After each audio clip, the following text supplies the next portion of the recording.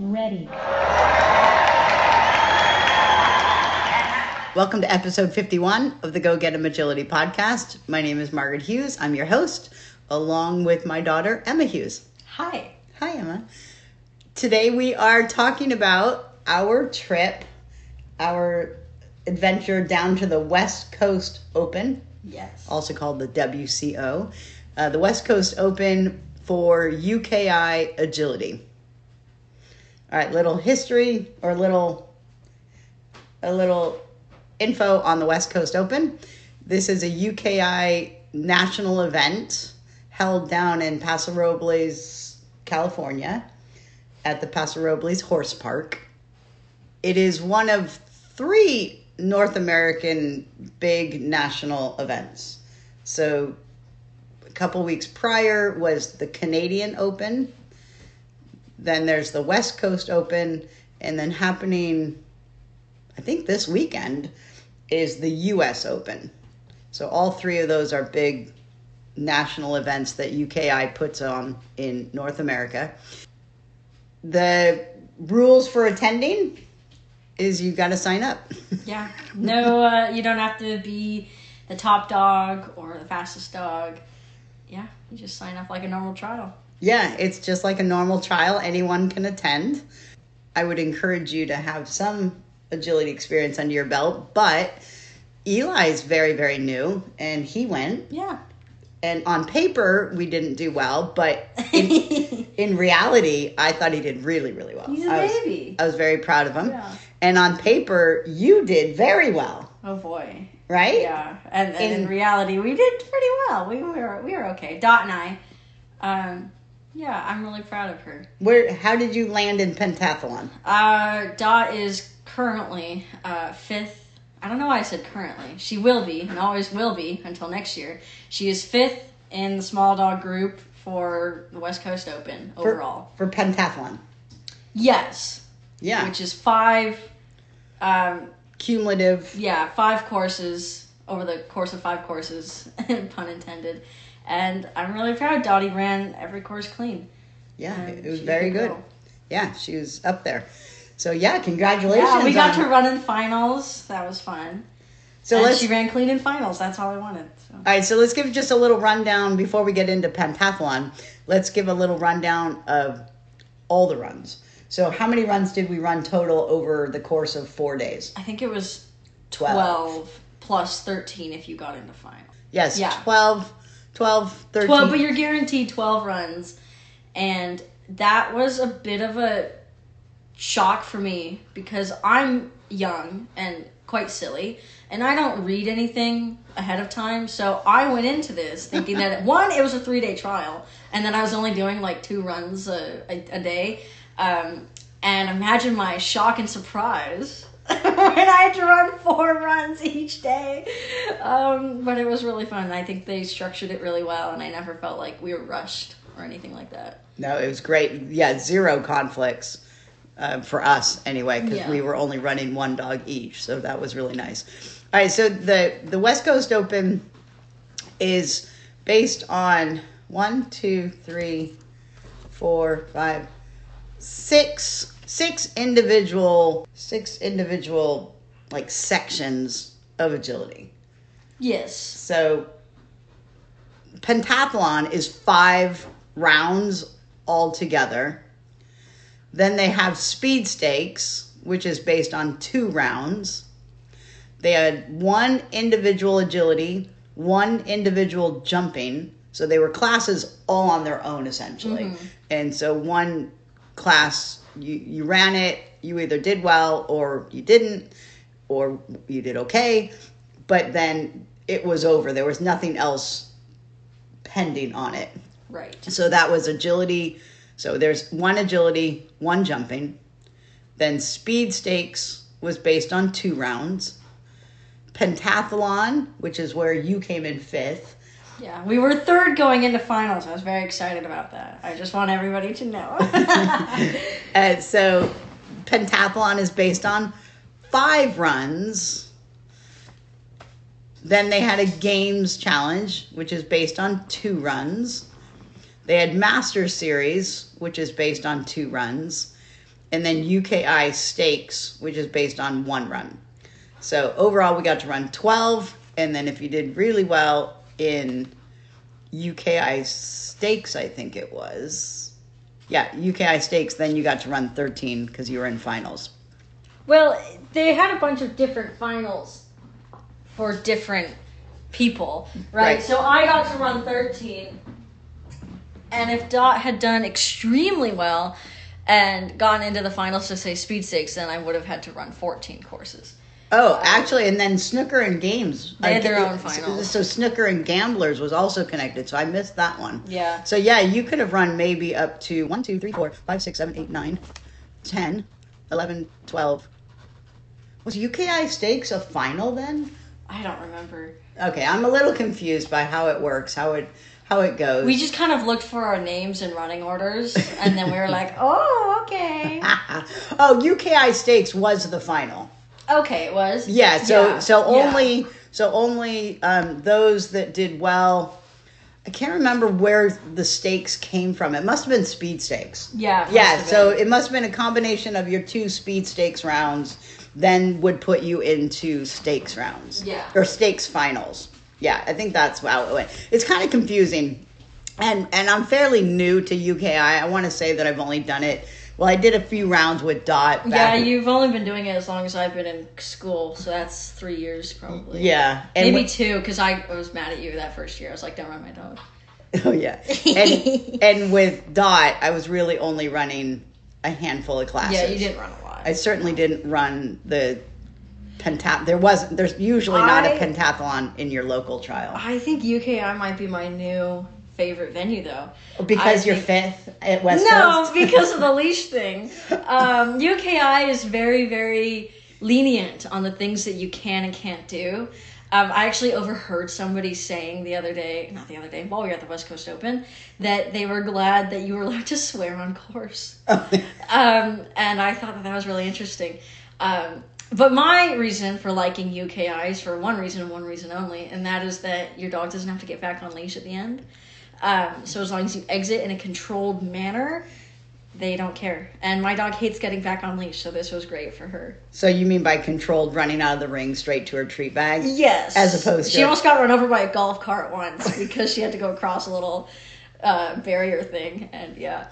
Yeah, that was really nice, and she figured that out very quickly. She sure did. She liked that. In fact, Eli started following her, and I'm like, wait a second. You're like, okay, that's... You get back in the ring. Yeah. So one of the things about the West Coast Open is that it was at a horse park, and it was a huge 5-ring grass field. Massive. I mean, and these rings were 130 foot by 130 foot. They were huge. They got to the rings. Point where I would think, okay, I'm out of breath. By, I think it was obstacle 12, I'm like, all right, this is a lot of running. Yeah. Yeah. I mean, the space that it literally took us 2 full minutes to walk from one ring to the other ring. Yeah, they had timers for us for each course walk. Yeah, hold on, I don't want to talk about the course walk. I wanted to talk about difference between, I think WAO right now. Team USA is AKC's Team USA is at WAO, which is an AKC event. Not AKC event, but it's by AKC. And if you look at their course design versus ours, their courses are so tight and so little. I mean, they're extremely hard, but ours were very open, I think. Lots and lots and lots of space between everything. Yeah. Whereas I think other big venues that you might be able to see right now, very close, very 2016-esque course runs, I thought. I don't think 2016, but... Oh, I thought that. Yeah, so hold on. We'll talk about the courses in a second here. So I wanted to talk about the fencing. Oh, yeah, So massive rings on all grass, and the fencing is post and pole fencing. It's horse fencing. Yeah. So all the dogs, every single size dog, could literally run under the fence. Dogs did run under the fence. Oh, they did? Yeah, Doc did, or Doc almost did. They were, yeah. On the exit, you mean? No, I mean, remember they put a banner up? Oh, that's They right. put a banner up and dogs thought it was a tunnel and they were going under the fence thinking, oh, this is a tunnel. And then they'd get to the other side. They're like, oh, I'm out of the ring now. Yeah, that's right. That's right. So Yeah. the dogs were seeking out the banners as the tunnel. That's tunnels, right. And yeah. Dot looked at the banner. She did. She was going in and like, where are you going, little Yeah, dog? and she came back to you and grabbed the real tunnel. Yeah. That's right. That's right. Yeah, so literal no fencing. And that was one of my big things for going down. Not only the big energy and the amount of dogs and the amount of ring energy that was going on, but I wanted to know, could Eli handle dogs running side by side? So there were aisles in between the rings, which was probably a little helpful so that you didn't have dogs running side by side with just literally nothing holding them back. But Eli, he looked at some dogs while we were on the start line because we had delay of ring. But he never once looked at the fence line like, oh, there's a dog on the other side of it. Mm-hmm. And so that was one of my big concerns, was him leaving me if things weren't going right. Right. And he didn't. He did really well with that. So I was very, very happy with that. But definitely something that if you decide to go to the West Coast Open, to know, wow, there's no fencing involved at all. No. And so you're talking about a high caliber of dog training where you don't need fences to keep your dog right. in. Which It's is implied that this is something that you have looked at and you've practiced and you've trained for. Yeah. And when you have an older dog, you don't really think much of it, but young dogs, I'd say for sure that's a bit of a concern. Yeah. But he did good. Yeah. And they offer you can buy a weekend package of a practice course. And the practice course literally is in the middle of all 5 rings. Yeah, so I think there's 4 rings. Well, right? there's 6, right? So yeah, but and the practice was 1. But they're only using 4 corners. 4 right? corners, and then the finals. And then, well, no, I know, but that doesn't apply to people immediately, right? Oh, right. I'm saying that when you're, Friday night, right, you're walking in, or Thursday night, you have 4 corners that are in use, being used as rings, and then in the middle, they have just a bunch of obstacles kind of sprawled out, and that's a practice ring. Yeah.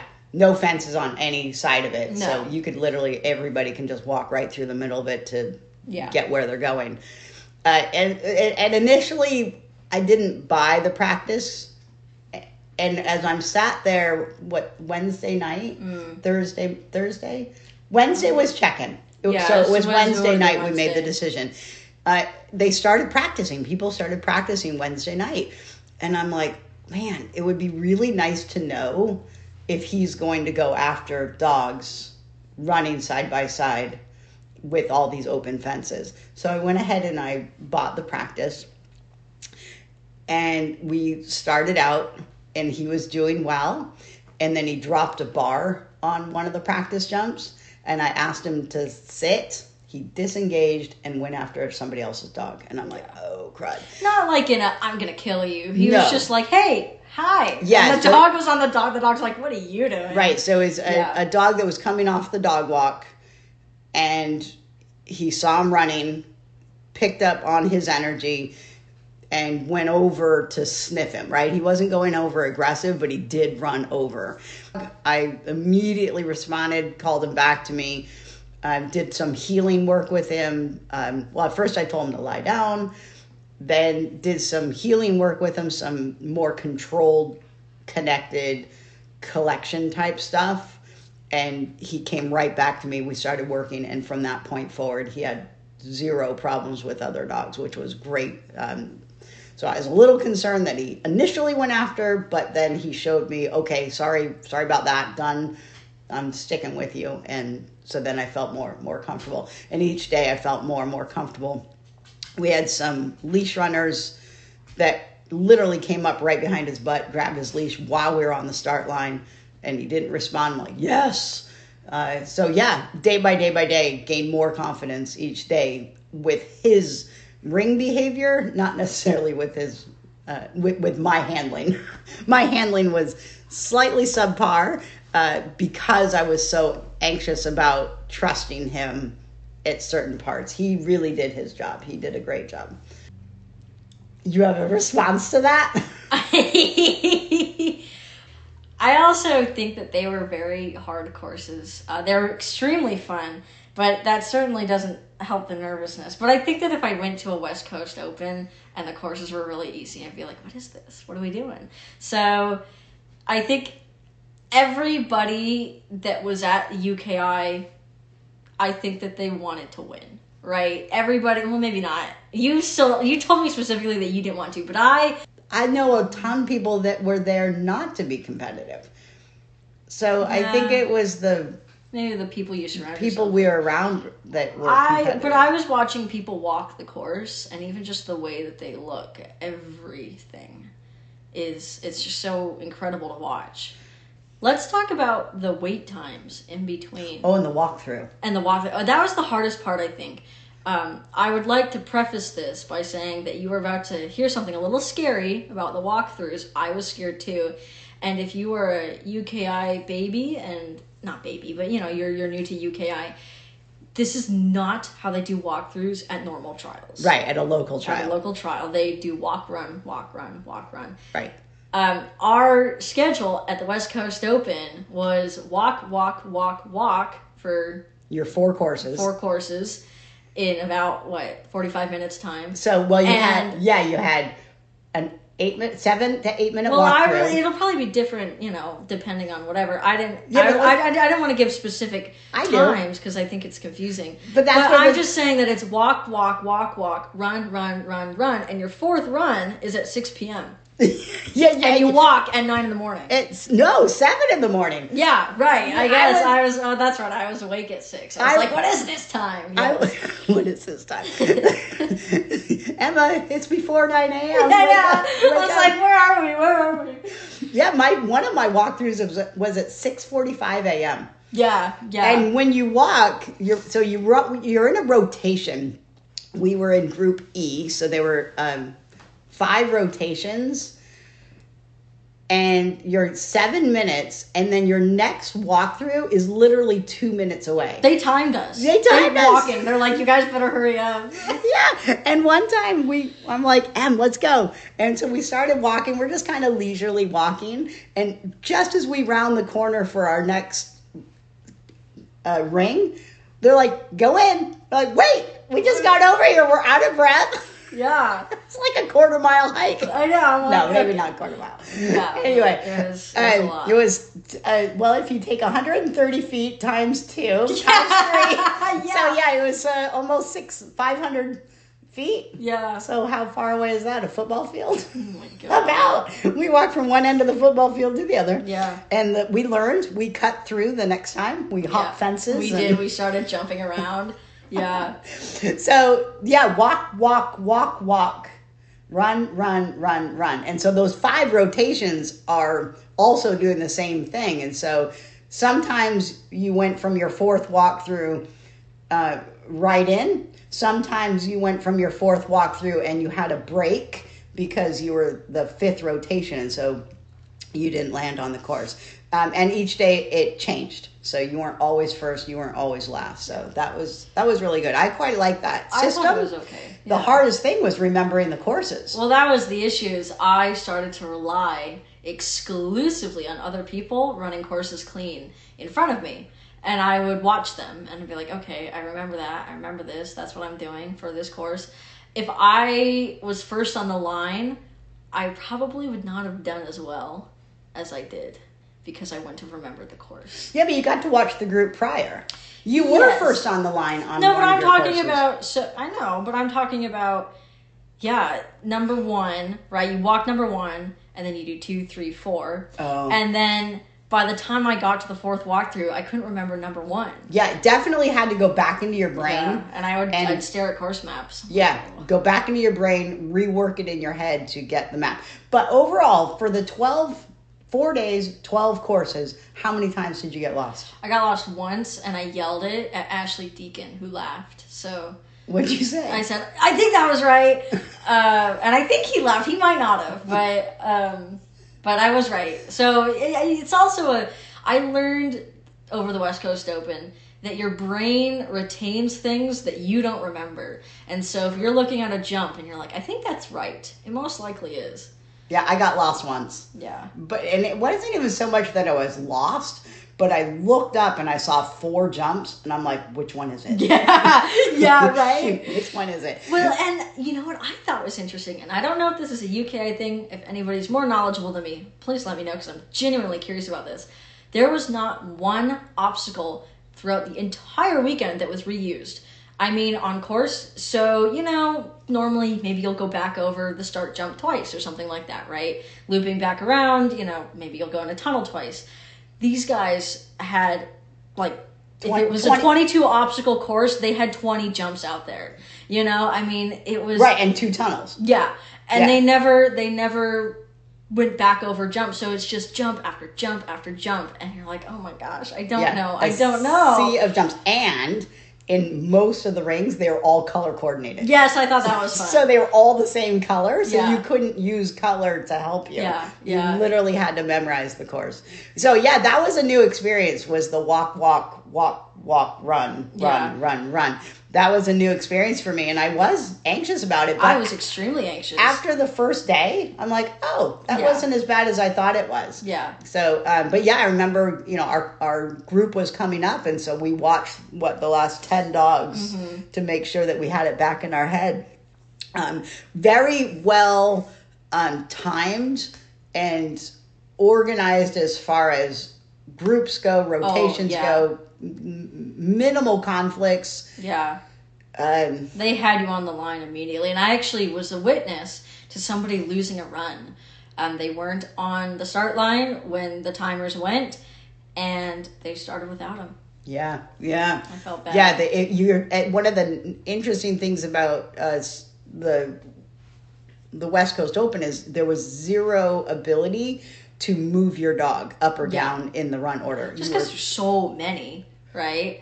Well, yeah, they'd be flipping dogs left, right, and center if they did that. And so all of your own dogs were in your group. And then if you were back to back, so let's say that there were only 3 8-inch dogs or 4-inch dogs or whatever inch dogs. If you were having to run very close together or back to back, you were given a 6-minute conflict time. Yes. And so as soon as your run ended with your first dog, they literally put a timer on you for 6 minutes, and you had to be back on the line by the end of the 6 minutes, or at the end of the 6 minutes. A very lovely woman running 4 Shelties in one group. I was a leash runner for this, so I was, had a good seat. And she had 4 Shelties, 2 in 12 inches and 2 in 16. And I remember she grabbed her second dog. They said, oh, you've got 6 minutes, don't worry. She said, oh, no. It's by the third dog that I start to get tired. And I thought that was very interesting how used to it she was. Yeah.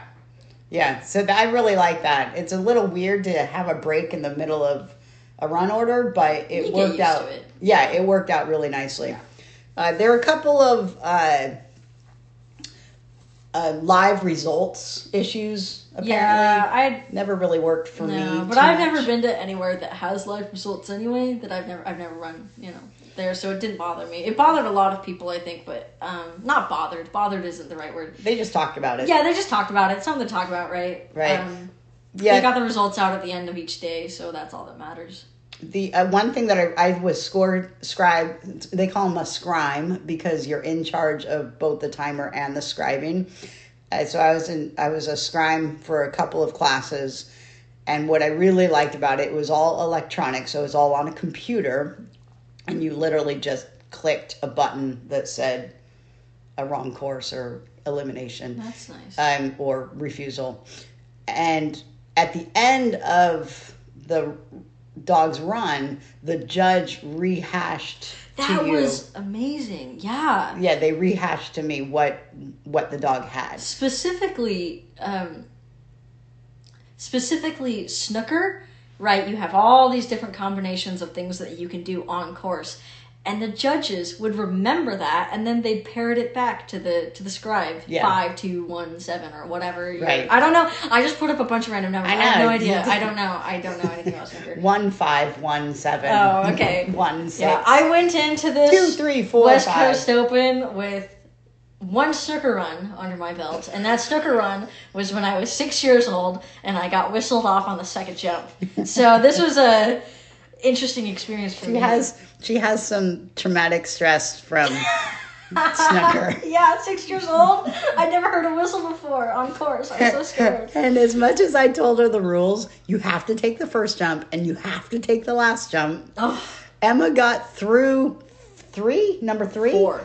She got through number 4 in the closing, and she didn't take the finish jump. Nobody told me I had to. So and then I had like 5 people, strangers, come up to me. Why didn't you take that jump? I'm like, I don't know. She would have been in games finals if she had taken the last jump. Oh, well. Dottie and I had fun anyway. But there's actually a blessing in disguise because I could not have handled another stress of snooker. If you'd made me go to the finals. Gamblers. It was going to Gamblers. I would have started crying. Oh, man. That's too bad.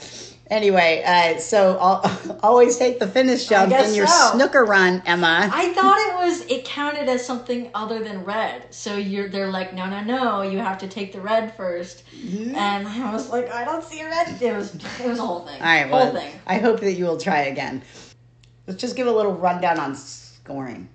Oh gosh, I guess. In UKI, at local trials and at any of the opens, a wrong course is an automatic elimination. Yeah. Now, when you say elimination, it just means that you don't get any score. Interestingly enough, I have learned this fact.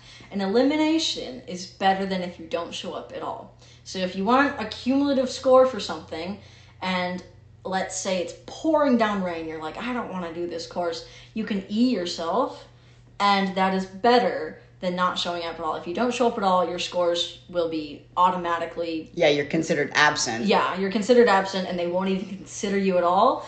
If you that's still considered you've tried and you were there. Yeah.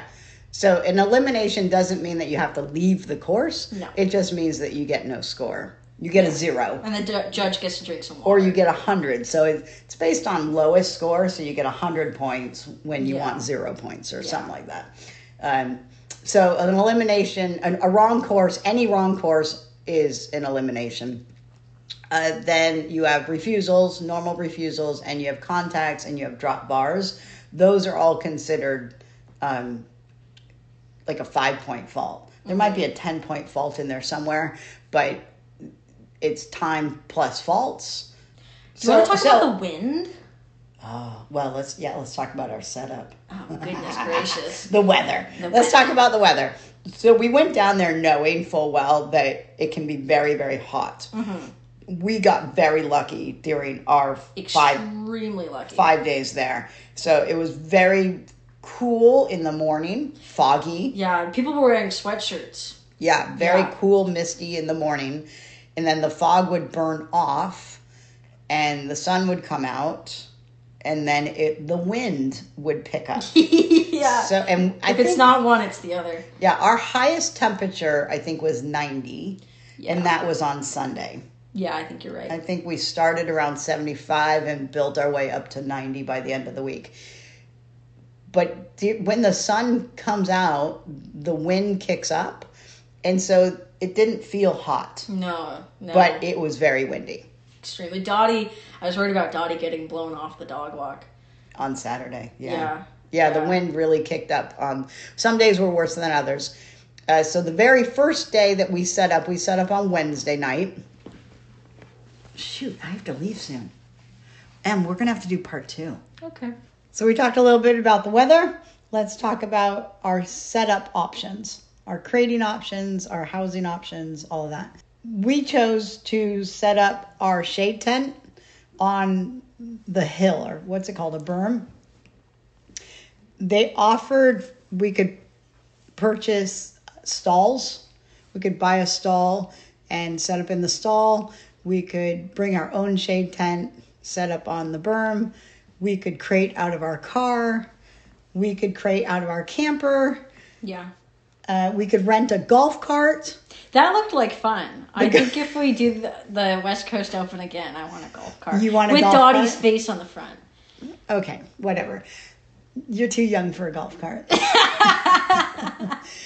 So I have to be at least 45 years of well, age. no, but I think that they were mostly used either by, I saw a lot of them being used by the event workers. Yes. Right, so they could zip around real fast. Because like we said prior, it was a 2-minute walk between rings, yeah. right? And then those, they either had lots of dogs. So I saw at least 2 crates per golf cart. Mm-hmm. And then... and then of course, any physical or medical stuff that goes on that, just walking a lot is just too much, right? I saw some people brought their own scooters. I saw that. I saw lots of electric bikes. Yeah, electric bikes, electric scooters. But we didn't. So the way that we set up is you had dry camping that was in the big main parking lots. And so we camped in the second parking lot, which was really close to rings 3 and 4.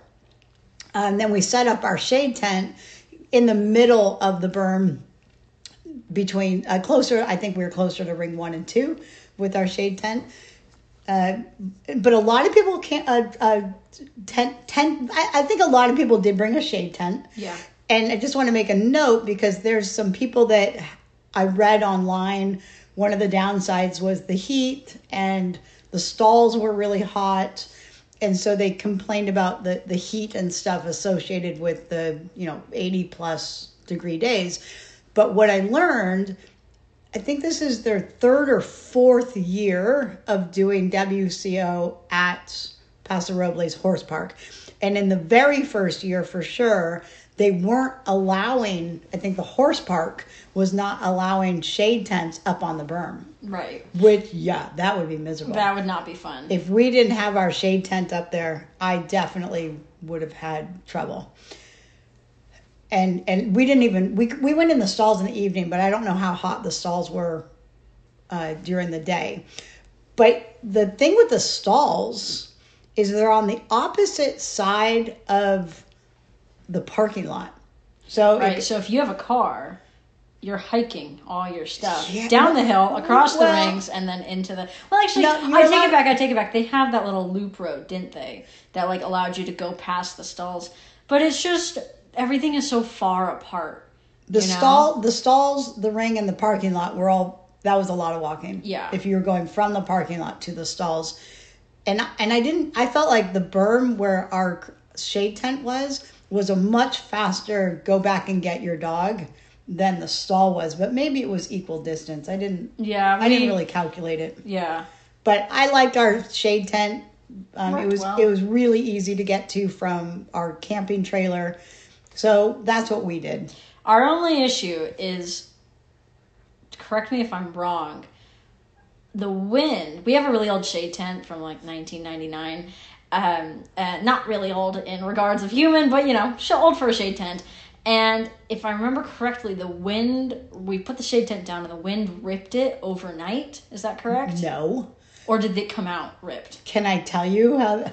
I'll tell you how. Okay, because I had to sew up the shade tent, and I was like, I want to. So this is what happened. Is I got tent stakes. Okay. And I put the shade tent up, or we put the shade tent up, and I put in the tent stakes that I'd gotten. Sure. And in doing that, I bent one of them.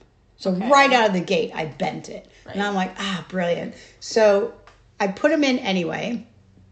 And then I said to you guys, we need to go to Home Depot and get better stakes so that we can stake it down. Mm-hmm. So we went to Home Depot, and in the hour and a half that we were gone, the shade tent blew over. Oh, is that when it ripped?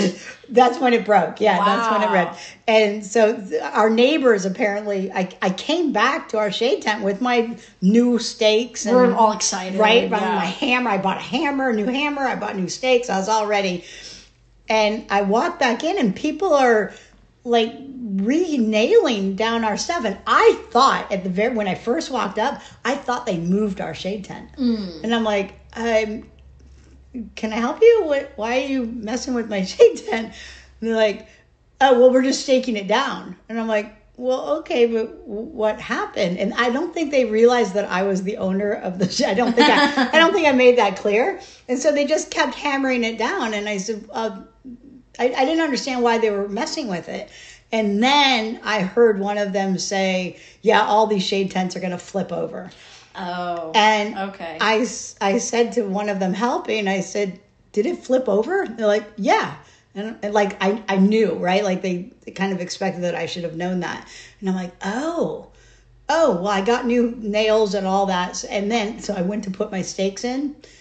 And fortunately, I bought 2 different types. Went to put the ones in that I really wanted to use. They didn't fit the holes in the feet. That's right. And I'm like, I remember that. Crud. So then I went to my other stakes, which was an eye bolt. And I bolted those down and tied it down to the ground. So then I used rope to tie it down, and that worked. So definitely bring either stakes to tie rope and rope it down to the ground. We had a full ship set up there. Oh, yeah. Well, I learned real fast. And once I secured it nicely, then it lasted all 5 days. With the wind. It was fine. I didn't have to redo it. But I learned a hitcher's knot really fast, and wow, that's a great knot. A hitcher's knot. So my original stakes bent. My new bigger stakes, which is a lag bolt of some sort, a lag nail. I did a lag nail, and then I did an eye bolt. And the lag nail was too thick to go through my hole. So definitely make sure that you pre-measure your stakes. Take plenty. Take a hammer.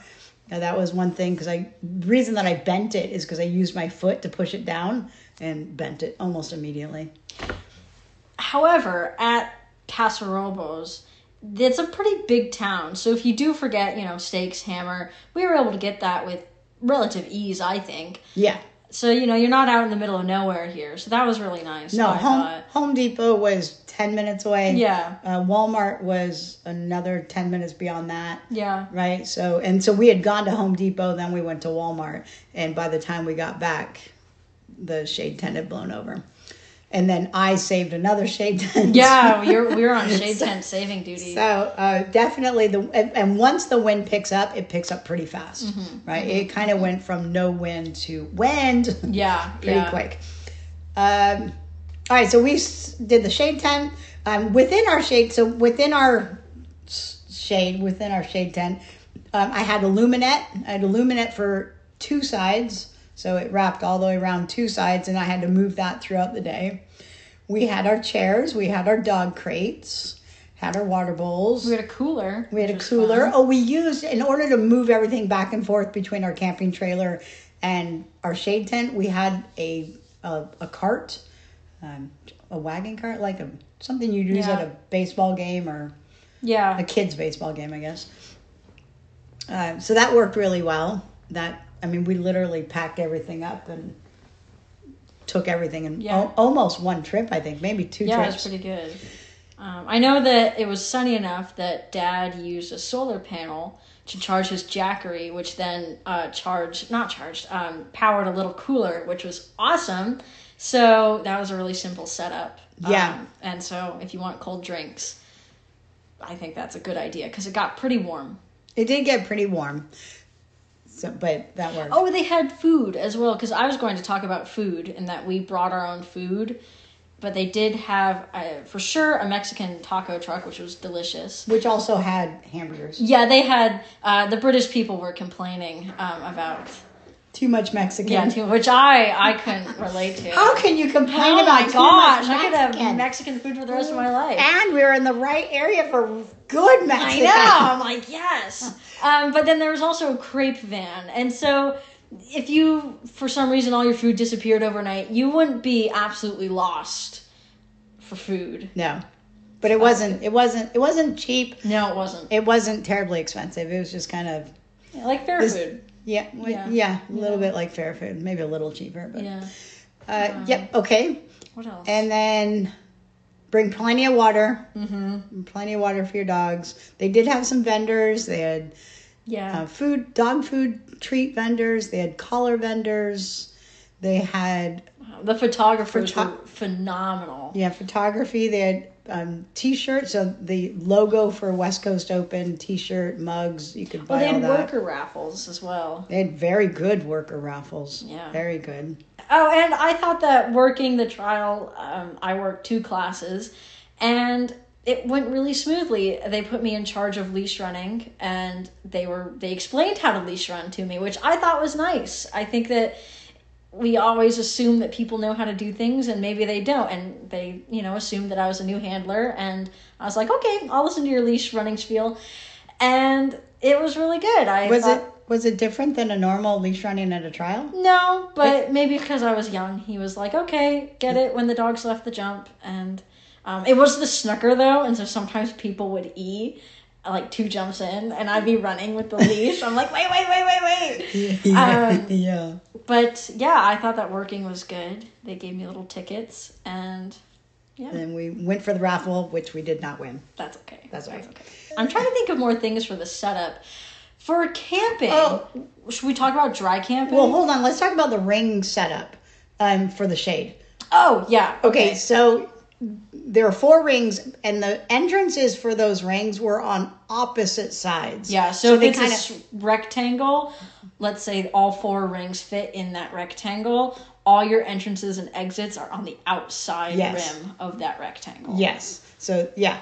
And so they had shade tents on 3 of the 4 rings on the first day. Yeah. And so we got to ring 4, which didn't have a shade tent, and I was putting Eli under a trailer shade. So there was a trailer holding a bunch of stuff. Equipment for the people. Okay, and I just put it's not like some random person's trailer. It was for the event. Yeah, it was for the event, and there was a bunch of boxes from unpacking equipment, and so I just kind of put his water bowl and kept him as close to the shade at the bottom of that trailer. Yeah. But there was no shade for me. No. And so we kind of had to move between just the natural shade that came from the building or fences, that sort of thing.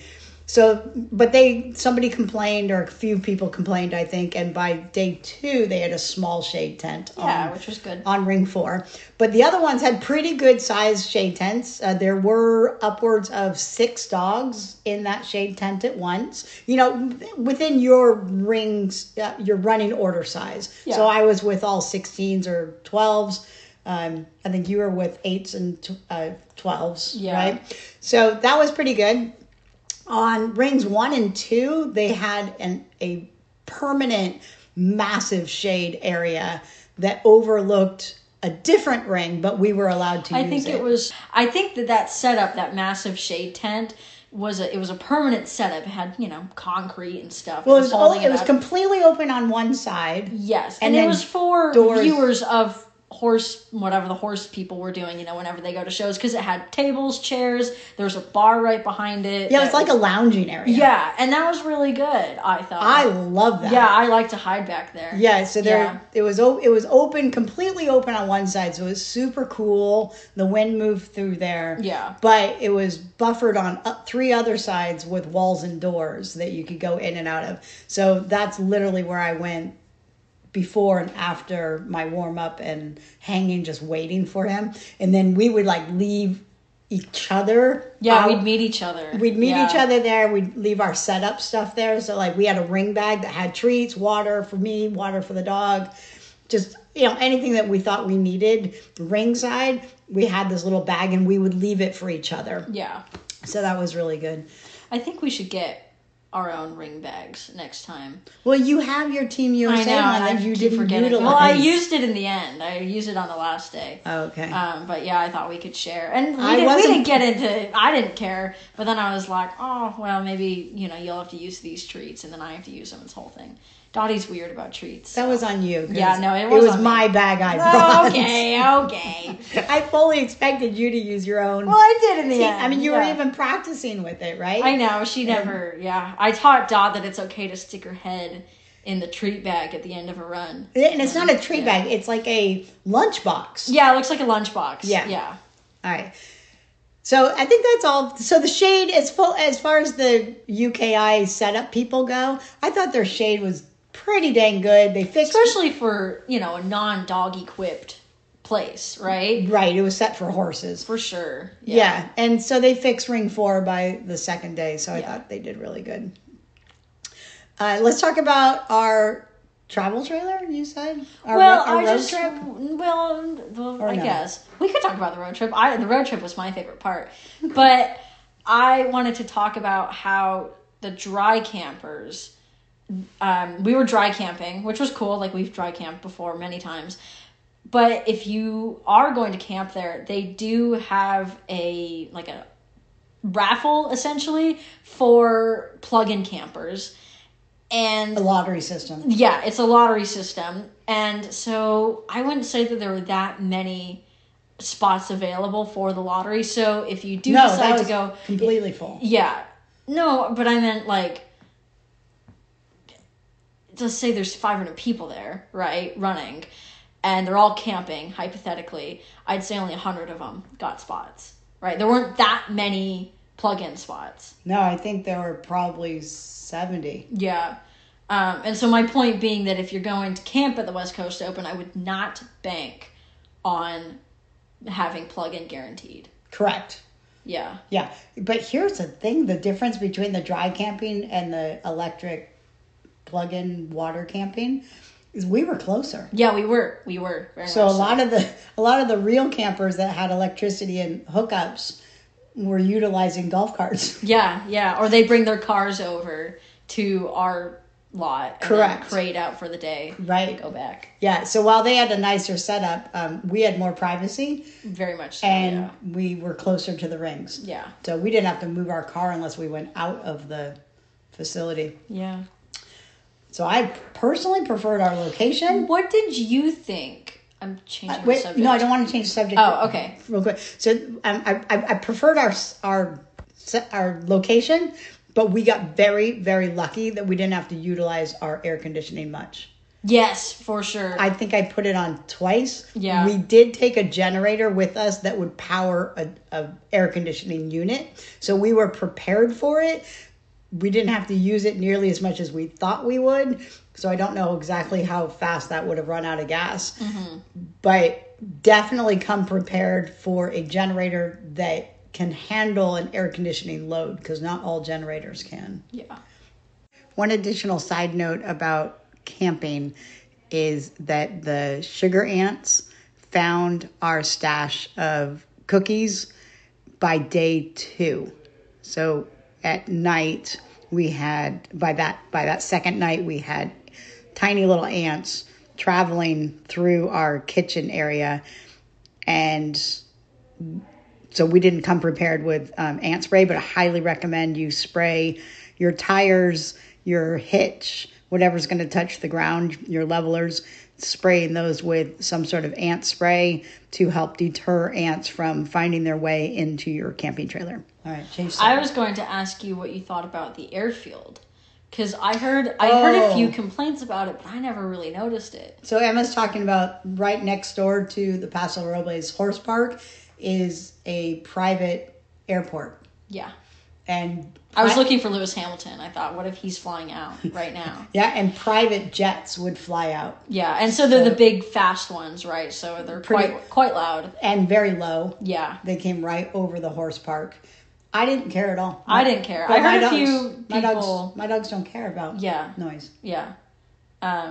During one of my runs, or I was preparing to run, I think, maybe you were, there was a helicopter that hovered for about 10 minutes. Oh, yeah. I never noticed that. So maybe it was during my run that... Yeah. And that didn't bother me at all, but there was a helicopter hovering. So there were... And it's an old Air Force base, right? Yeah, I looked up on it, and it was an Air Force base that was... I think it was Navy, actually. They might have... No, it was one of them. Anyway, somebody with planes. One of the military branches... They built it in response to World War II, so it was built in 1943, and by the time they got it up and running, the war was over, and then they figured out that those big, massive military cargo planes are cracking the asphalt on it, or pavement, whatever they use, and so they said, okay, we're going to make this private, and so now, if you are a celebrity who does not want to fly into LAX, you may now go to the Paso Robles airport. Yeah. But we didn't care. I didn't care. We did hear rumblings, but it didn't bother us at all. Anything else? I'm trying to think now. I loved our road trip, and I know that's not why people subscribe, right? They subscribe to listen about agility, but I thought that, we were pretty far up, unless you're from Canada, you're probably not coming farther north than we are. So Seattle to, Southern California, good roads, lots of stops along the way, places for dogs to go potty.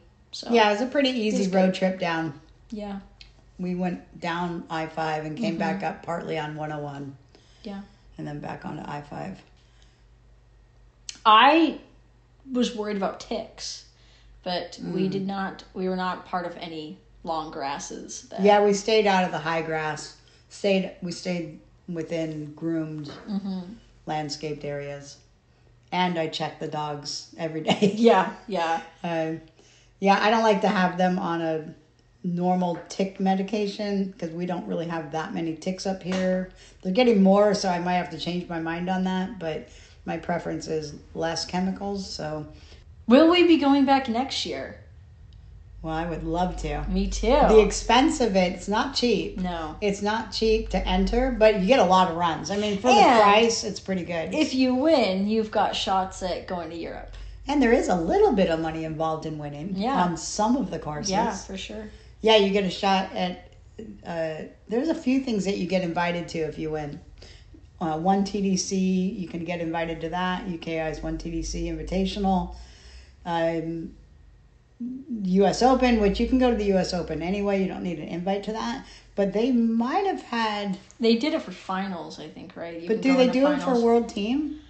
I heard a rumor about that, but I'm not sure if it's true. I don't know that. I don't remember seeing There's a lot of any of that. Things that apply to the U.S. Open in Florida, which does not apply to the West Coast Open. So, for example, Dot a few months ago won a bye to the U.S. Open's finals, and I was told, "Oh, look at this stakes finals, right? Masters finals, Masters Series final." Masters. Okay. And I was told that I could use it at the West Coast Open, so I emailed all excited, very proud of Dot, and they said, "Oh, no, sorry, this only applies to Florida." So kind of be careful if that is something you want to do to get into finals before you actually go. Check where you're going, because I thought that it applied to everybody, and it doesn't. So, yeah. And I would ask a UKI official, because we asked quite a few people that we thought, knew stuff about UKI, and they didn't know either. So. No, they led us the wrong direction. And that's because they don't have a Masters Series final, apparently. That's the reason. But they do have Masters Series. They just don't have a final. So I guess the stakes final is based on speed stakes. I'm not hugely understanding this. And then the steeplechase final is connected to pentathlon. Yeah. So the Masters Series is a different avenue of so jumping. It was okay though. We ended up in finals. It's fun to have a bye even if you don't use it. I know. It's up on both of them are up in the fridge right now. Yeah, I'm about to take them down. What? I'm kidding. All right, is that everything? I think so. We covered our trip. We covered the courses. We covered the weather. Our little Is it worth it? Yes. All right. I had fun. All right, so yeah, we liked it. We might have gotten lucky with weather. Maybe next year will be worse, but maybe it'll be better. Yeah. And, if we do go next year and you're listening to this and you're very confused on what to do, assuming that we go next year, you can always come bug us. Be like, hey, I don't know where to set up my tent. I don't know where the stalls are. I don't know where I go for check-in. And we can answer those questions now. We're #seasoned competitors. Did we talk about the courses? How we felt the courses were difficulty-wise? Did we talk about that? We must have. We can again. I think I said that. Let's just real quick give your idea.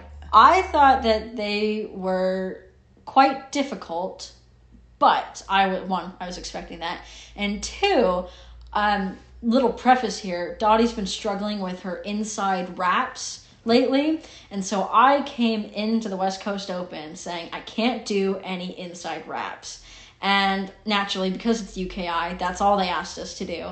And I was able to maneuver myself in a way that allowed her to be, I could baby her raps now instead of having her do it on a verbal.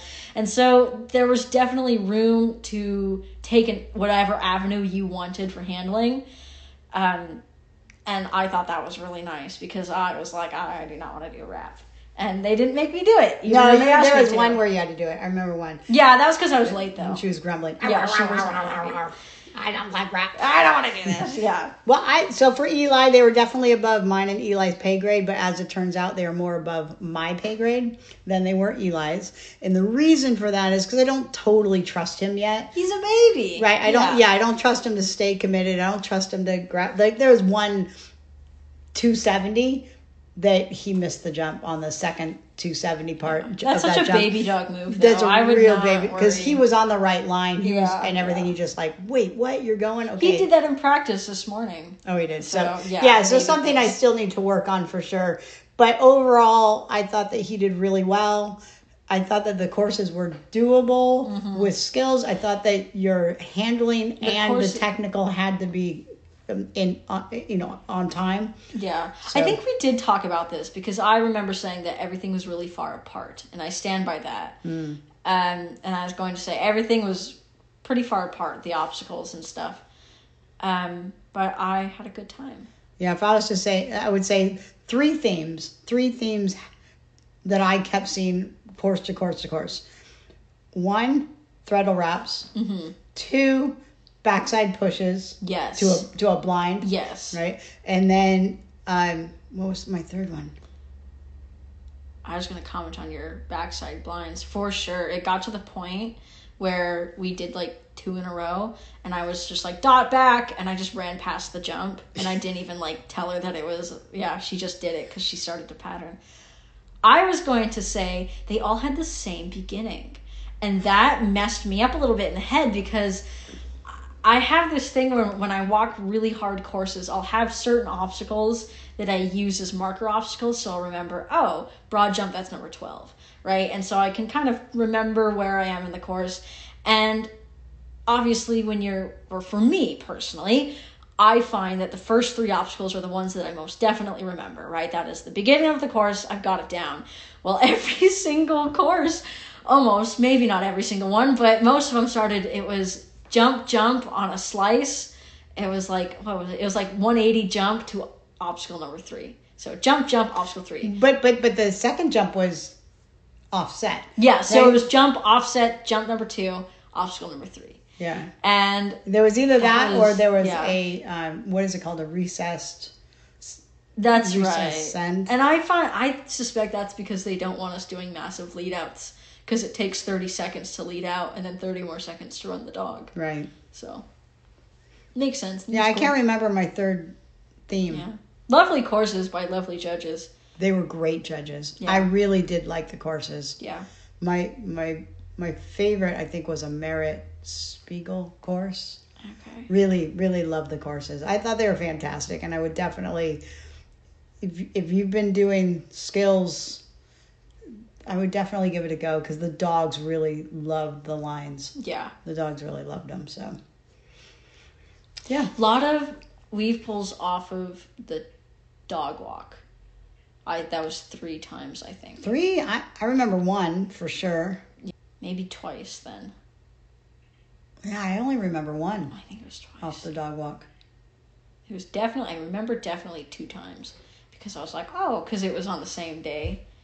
And it was different courses, and I was like, oh my goodness, I don't remember which one is which. But I think they're trying to get a hook on those running contact kids like yourself. One thing that I found fascinating, 5 years ago, anybody that had a beautiful running contact got a big whoa from the crowd. Yeah. Less woes because everybody's doing it. Dottie was in the minority, I think, with her stuff. Definitely. For sure, especially in the small dog group. Definitely. For sure.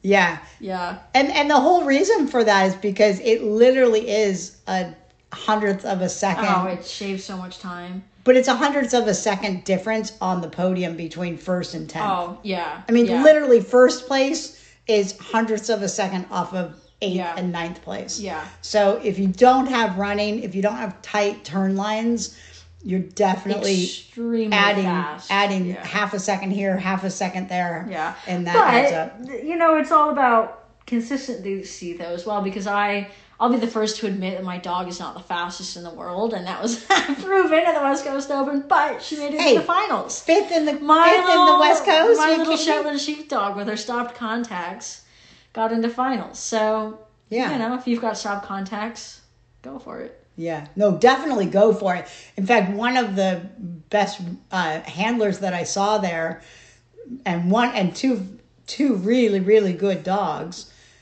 both had stop contacts, right? And she just did a very fast, quick release. Yeah, and there was a dog that made first place or third place, I think, with stop contacts. Yeah, so definitely don't stick your nose up at the stop contacts, because they definitely are a very strong, fast group.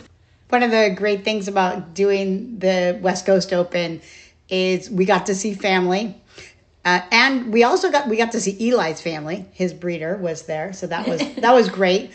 He finally, after I think day 2, he figured out his mom was there. Yeah, freaked out a little bit. Yeah, very excited about that. But also, more importantly, is my family was there. Human family. My cousin Cindy came, and she stayed 4 days. She wasn't there on 3 out of the 4. 3 out of the 4. Yeah. I think so. Very kind of her to brave the sun with us. Yeah, so we got to hang out. As much as I wasn't walking the course, we were hanging out, and her little dog Phil came as well. He's a future WCO champion.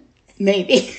Poor Phil. He's Phil. a very good boy. He's a little what was he, a Chihuahua mix? I think so. Yeah. Yeah, he looked like a little Chihuahua Pomeranian or something like that. Anyway, he's super cute. He was a little he's 10 years old? Yeah. So anyway. But really good dog. Really good boy. So just in case my cousin is listening to this, thank you. It was great to hang out with you. I love you. Yeah, love you. And hi to Phil. Yes, and we'll see you again soon, hopefully. All right, we're done. Okay. Thank you, Emma. Thank you. Go get him. Oh, go get him. Go get him. Love you. Bye-bye. Bye-bye.